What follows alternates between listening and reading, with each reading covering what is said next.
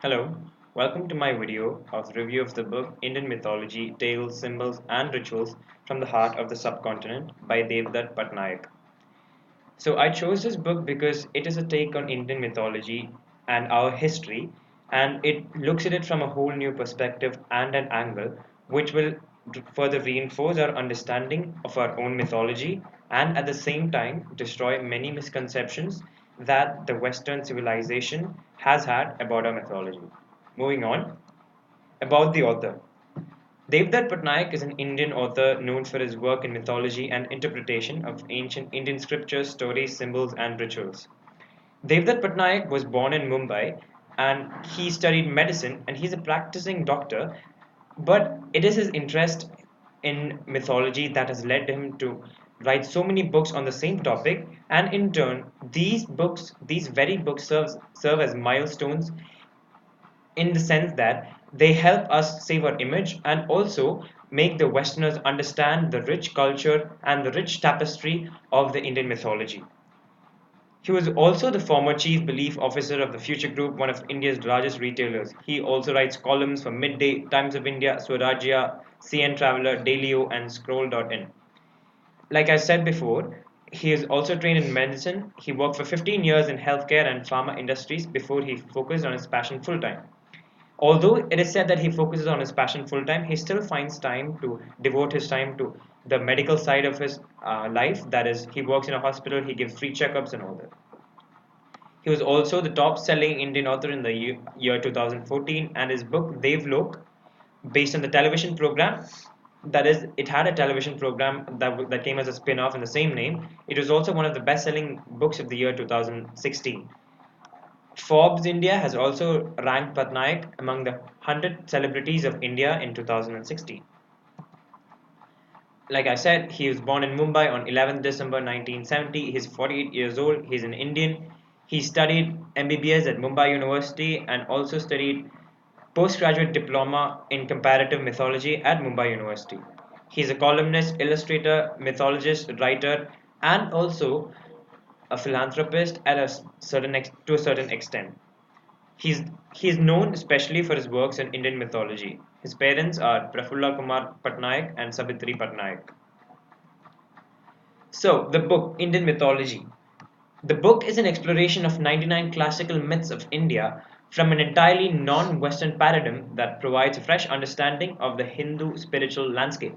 The Hindu spiritual landscape is something that has been of a great controversy because of its utopian ideas and its many gods with heads of elephants and so on. So what Patnaik has done is that he has compared or alluded the various figures and the characters in the Indian mythology book or the various Indian gods to forces of nature and other things so that people can actually comprehend it from another platform. He has demonstrated how mythology, rituals, and art of ancient India are still vibrant today and inform the contemporary generation. From the blood from the bloodletting Kali to the mysterious Ganesha, the Hindu spiritual landscape is populated by characters that find no parallel in Western spiritual world.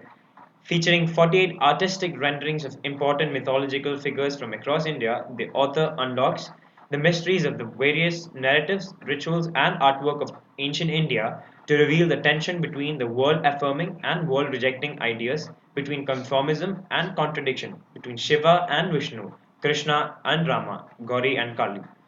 So the book summarizes almost all the Hindu gods and takes on them from a new light. Moving on, the main characters. The main Hindu gods that are discussed in this book are Shiva, who's also known as the destroyer, Vishnu, the preserver, and they form with Brahma and Vishnu and Shiva. They're the main three gods of Hinduism. There is also Kali, she's the goddess of death, time, and doomsday. Krishna, who's an avatar of Vishnu, he's the lord of compassion and love. Gauri, also called as Parvati, is the mother of the universe, and there is also the morally upright Rama who firmly believes in Dharma. The theme of the story. So, what the book has basically done is that it has explored the rich tapestry of characters like Vishnu, Rama, Krishna, Kali, and Gauri, and so on, And with these 99 classic myths, it showed that mythological world of India can be best understood when we move away from the Western monotheistic mindset and into the polytheistic world of Hindu traditions. What Patnaik has tried to say is that essentially they might not be gods but more like forces of nature and the different aspects of Mother Nature that has been captured in the essence of the gods of Hindu tradition.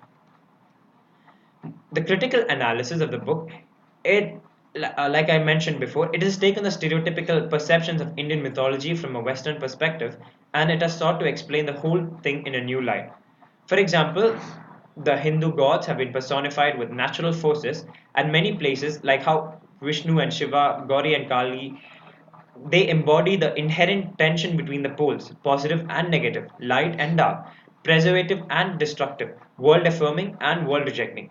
What Patnaik has done over here is that he has alluded or personified these gods with the forces of nature, the opposing forces of nature that always exist together, so that balance always exists, and hence they are these very aspects of nature. The in another point that has been widely discussed is about the inherent and interdependent nature of man and woman that has been described as a relation wherein it is coexistent and interdependent in the sense that both will cease to exist or be incomplete without each other.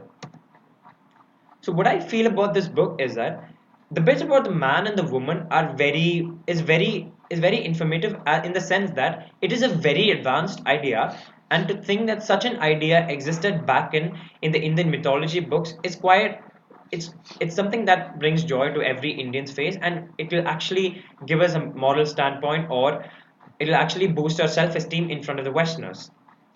So that bit is very revealing, as in the sense that man and woman, the very concept of feminism can be traced back to the Indian mythological books. Also, the book is written in a very simple and an understanding way such that any layman can actually understand it, and it has also succeeded in bringing out many angles to the whole Indian mythology. And the personification, although the personification of gods, they seem to be a little out of place and a bit too overhyped up at this point, we can say.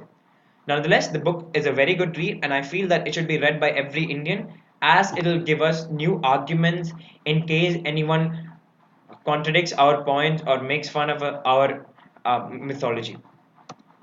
So the book is a paperback with 256 pages, and it is available on Amazon. Thank you.